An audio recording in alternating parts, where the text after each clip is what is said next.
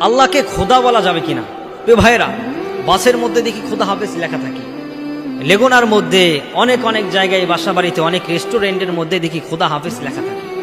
প্রিয় ভাইরা, আমরাও নিজেরাও বলি কাউকে বিদায় দেওয়ার সময় খোদা হাফেজ। এই খোদা হাফেজ বলা যাবে কিনা গুরুত্বপূর্ণ পয়েন্ট আপনাদেরকে আমি জানাচ্ছি। এটা মারাত্মক একটি ইস্যু, আমরা আমাদের সমাজের মধ্যে এটি প্রচলিত করে ফেলেছি।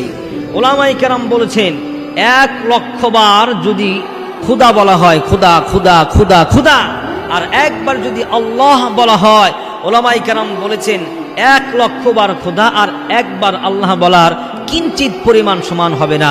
সুবহানাল্লাহ। তাহলে ভাবুন তো, চিন্তা করুন তো, খুদা হাফেজ খুদা বলে সম্বোধন করা যাবে কিনা? যাবে না, এটা আমরা করব না।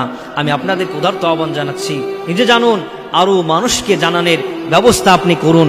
সে যদি এই গুনাহ থেকে, এটা থেকে যদি আলাদা হয়ে যায়, তাহলে সে সওয়াব পাবে, আপনিও বসে থেকে সওয়াব পাবেন। কেননা খোদা নামটি আল্লাহর কোনো নামের মধ্যে, কোনো সিফতি নামের মধ্যে 99টি যে নাম আছে, এই নামের মধ্যে বা আরো যে শত শত হাজার হাজার নাম আছে, কোনো নামের মধ্যে এই খোদা নামটি কোথাও লেখা পাওয়া যায় নাই।